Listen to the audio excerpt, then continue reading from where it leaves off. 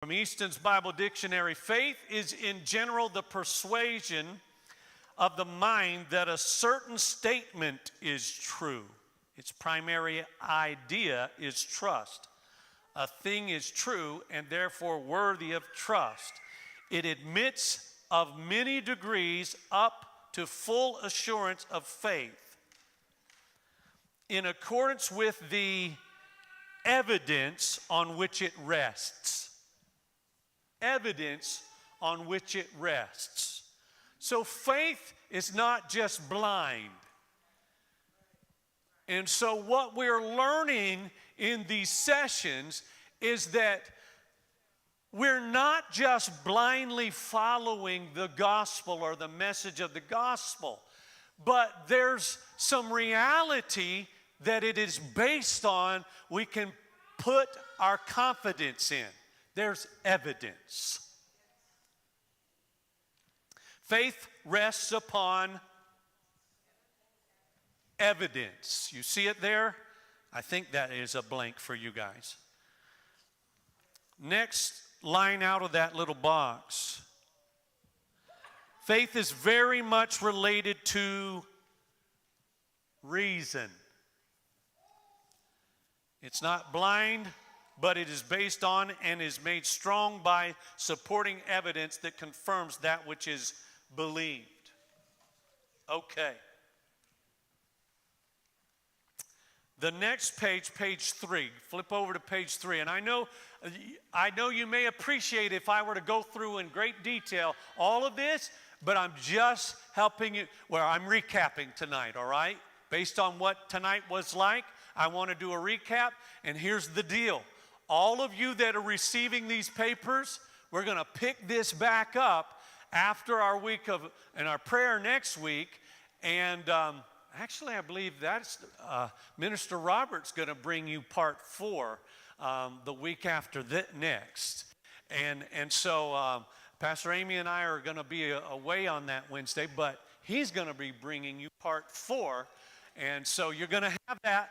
And this will help you. All of these papers will help you. And maybe I should pass out I can't give you part 3 because I won't be able to go over the notes.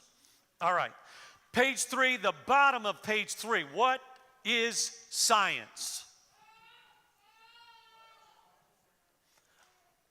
And it gives you that explanation. A systematically organized body of knowledge on a particular subject. For something to be truly scientific, it must be, can anybody answer it? Hey, I heard it, observable. It must be observable, demonstrable, and repeatable. Folks, I don't make this stuff up. Science has made this explanation up. They run headlong into a problem with evolution because of this explanation for the word science. Evolution is not observable, demonstrable, or repeatable. Turns out scientists are people of great faith. Okay. What is naturalism? Those who deny creation as a possible answer for origins do so because they are committed to naturalism. Naturalism is a system of which the salient characteristics is the exclusion of whatever is spiritual or supernatural. The word supernatural is what you're going to fill in that blank. Let me just explain that again for people that haven't been here before. Basically, naturalism is saying this: if you put God in it, it can't be real. And they don't care what God you put in it. They're just simply saying God does not exist. So naturalism says everything that exists happened naturally or by happenstance. God had nothing to do with it. That's what naturalists believe. I'm going to jump right over to page 5 now, where he begins to talk about the 6 scientific flaws of the theory of evolution. Number 1, it violates the second law of thermodynamics. So never let it be said that you came to church and didn't learn something really big and important, big words. My preacher was talking about thermodynamics tonight. The second law of thermodynamics states that the amount of usable energy within any closed system always decreases. And here it is. Things move from order to chaos, not from chaos to order. The second law of thermodynamics is also referred to as, can anyone say this word? Wow. I should have known. I should have known Pastor Al would know it. He loves apologetics. So the second law of thermodynamics is also referred to as entropy. An increase in entropy is an increase in chaos and a decrease in order. So you all know about this process. You may not know that you know about this process. So sometimes big words are put on things that you actually know and understand, but you don't know the word. Can anybody tell me an observable aspect of the law of thermodynamics?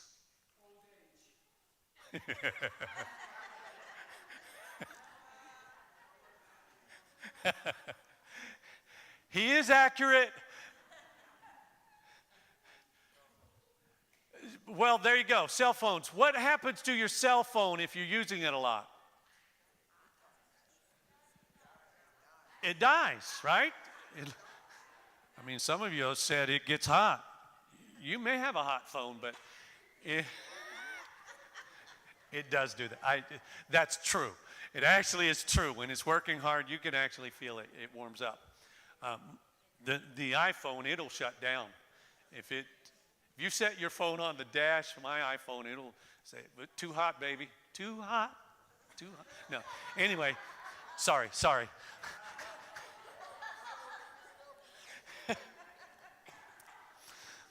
Y'all know what era I was raised in.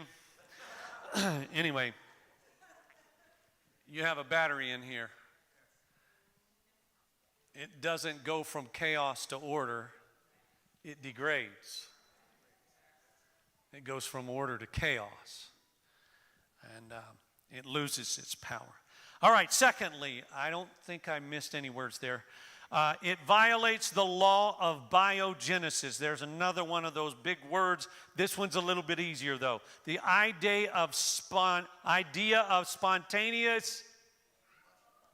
generation. I heard someone whisper it here up front. Spontaneous generation, or life coming from non-life. That's evolution. That's what they believe, right? Big Bang Theory proposes that there was a glob of goo and a mixture of right temperature, and it just happened to work out that there was a lightning strike, and suddenly from that lightning strike, this glob of goo and everything came into order in that moment, and a cell was created. And that cell grew and grew and grew. That's what evolution teaches us. But it's not repeatable. With all of our wondrous capabilities and scientific growth and development, scientists cannot repeat what they say happened billions of years ago. They can't repeat it. Because life comes from life.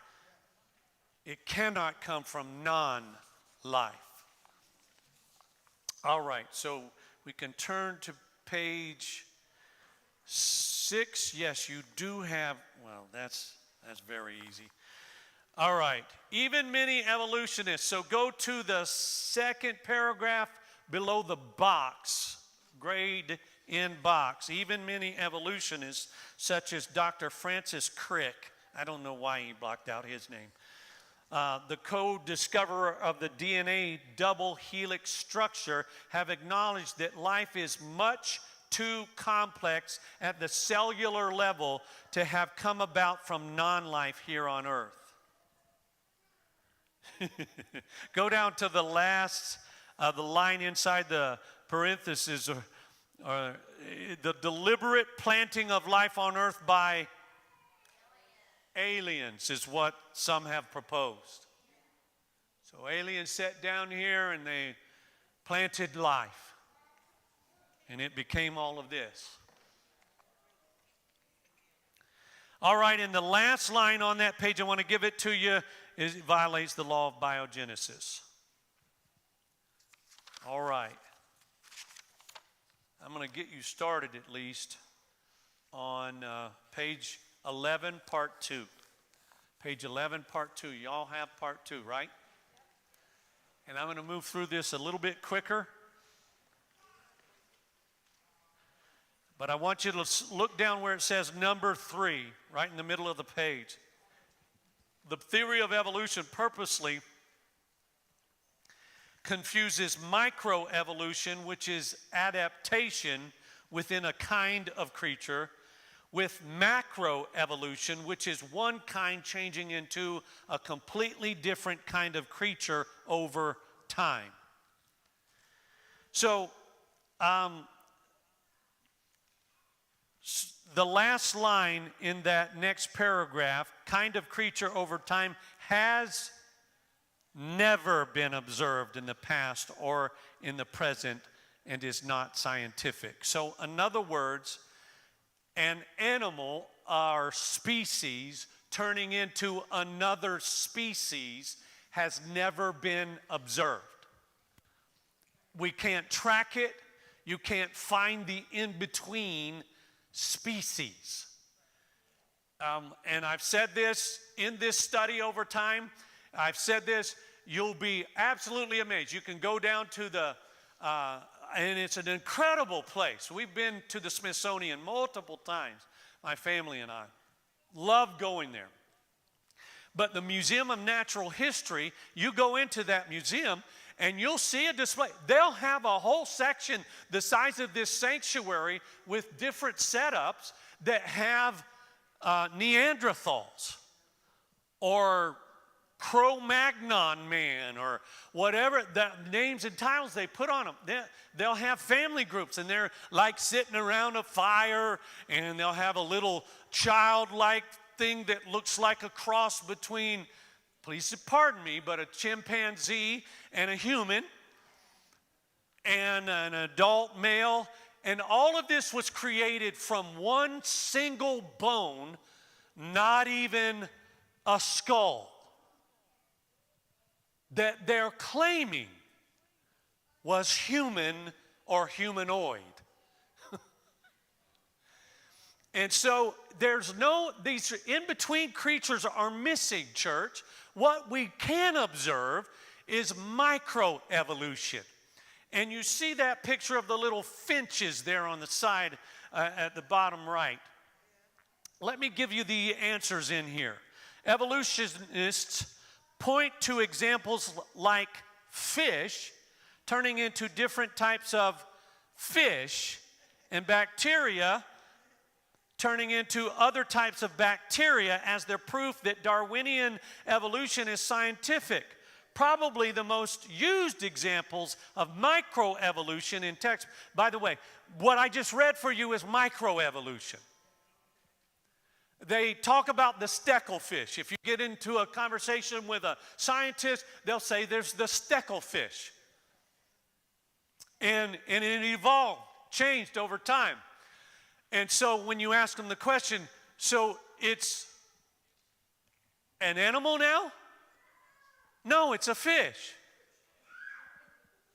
So it's still a fish. Is it a different fish? No, it just looks different. It's still a stecklefish. So you see the point. That's microevolution. That happens with animals because of the way they operate and the environment that they are part of. They change. They adjust to the environment, but they're still what they were. These finches are still finches.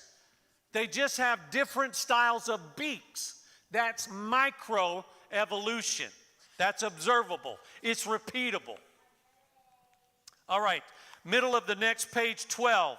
The theory of evolution violates the evidence found in the fossil record. This is a big one. This is a big one. Look at that first line now under that. If evolution had occurred in the theory, as the theory states, there should be millions or billions of transitional life. Write the word transitional in there. And that's the other blank down lower is also transitional fossils. So here's what you need to know and understand. We can cut away slices of earth. We can dig down and they will declare that rocks and stones in those carbon dating dates them back millions and millions of years. And in those millions of years, they may on occasion find fossils. And those fossils are still just those fossils of those creatures. There should be a fish-like animal. Are you hearing me now? So either a fish that crawls out of the water and lives on the land, and just lives on the land, has lungs. There should be, certainly with humans, we shouldn't rely on a single bone or two, or what could just as easily be a deformed skull or other deformed bone from humans that things just didn't work out right or well. There should be, though, thousands of these, not a single bone. For years, they declared that a tooth that was discovered in, I believe, Nevada, in the United States, was from a human, but millions of years ago. And so again, they created this whole human out of a tooth that they later discovered was from a pig. So my point is, you can't repeat these things. There's not fossils that I shouldn't be searching for this, or the evolutionists. Darwin himself admitted this was one of their chief problems. He said, we can't find these transitional animals. We can't locate them. They do not exist. These transitional beings, they don't exist like they should exist if evolution was a reality. They don't exist in the fossil record. So I'm looking on the next page to see where you need to fill in some blanks. And it's only at the bottom, right? The same research also revealed the following. And yet another unexpected finding from the study, species have very clear genetic boundaries. And there's nothing much in between. The absence of in-between species is something that also perplexes Darwin, he said. How many of you know or have seen a tigress? You've seen them. You just don't know you have. A white tigress. How about the lions that are, what do they call them? Is that a tigress? No. No. There are, when they breed a tiger with a lion, liger, that's the word, a liger. But it's still a cat, isn't it? It's still a giant cat. Still, so you see, there are genetic boundaries that are not crossed, and that is a problem for evolutionists. Let me make sure I get you through this one. So I'm going to let you guys out of here with all of your answers, at least in 1 and 2. All right, let's go to page 14. I'm just going to give you the blanks now. No, I'm on 14.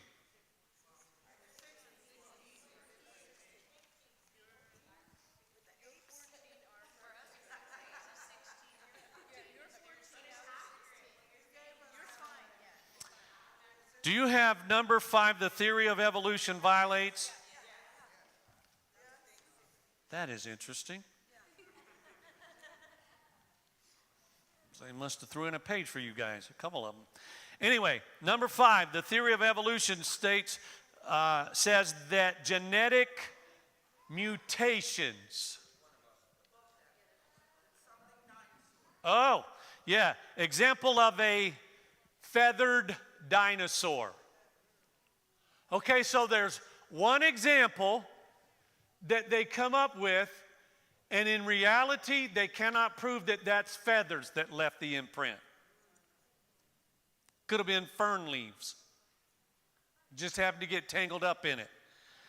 Anyway, the theory of evolution says that genetic mutations bring about beneficial changes that are then selected by natural selection to bring slow but continual evolutionary changes within creatures. Here's the problem.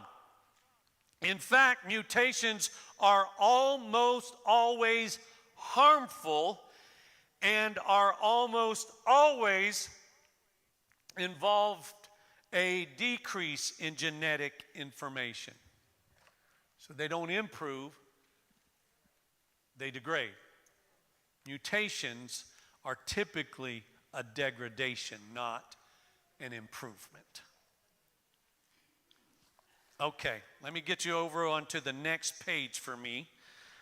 Under number 6, the theory of evolution is contrary to the order, beauty, and design we find throughout the known universe. No matter where we look in the universe, things appear to be, anybody tell me? Designed with a purpose. Everywhere you look. Let's skip down to protein synthesis. As we discussed in part 1, each protein consists of many amino acids connected in perfect order. This stuff is amazing to me. I want to dive into it, but I want to make sure you get done tonight. So, okay, we're good.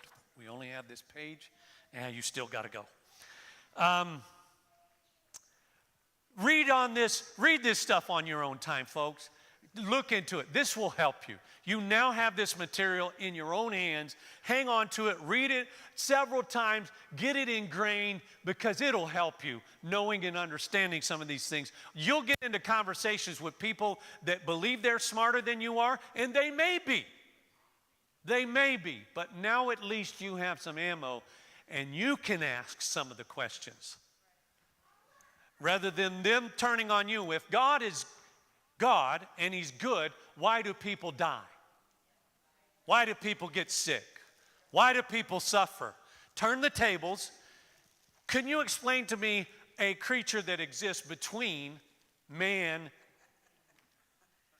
How do you know that's real? And take them down this path a little bit. Let me give you last one, there's several words.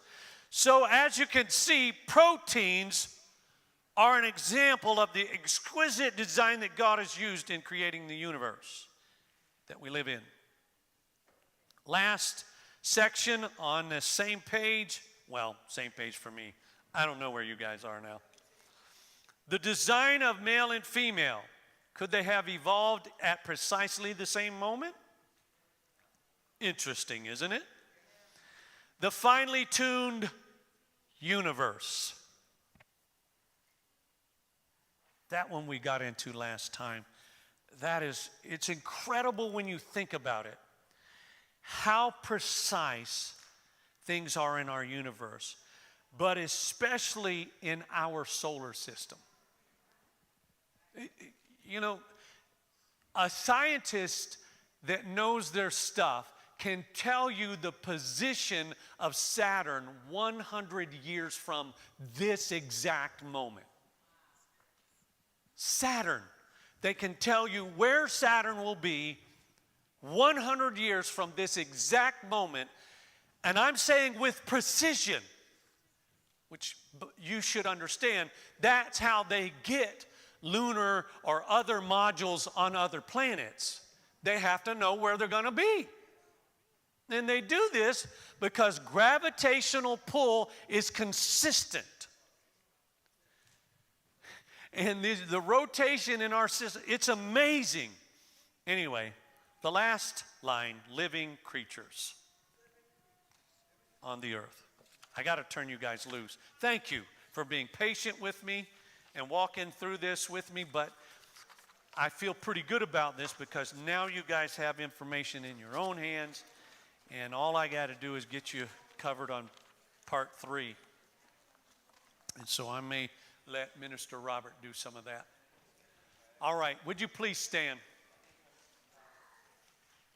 What a great group to have out here tonight. Thank you, Father, for this beautiful night, for these beautiful people. Bless these people, strengthen them, keep them safe, get them home safe. And Lord, I just ask you to use them as they walk this out in their own lives. When they encounter somebody that seems a know-it-all, Lord, I pray that you will help our people to have the ability to reason. Not just get emotional, not just say God is real because I love him and he's in my life, but to actually be able to engage with someone and have some reasoning ability. In Jesus' name, amen. God bless you, folks.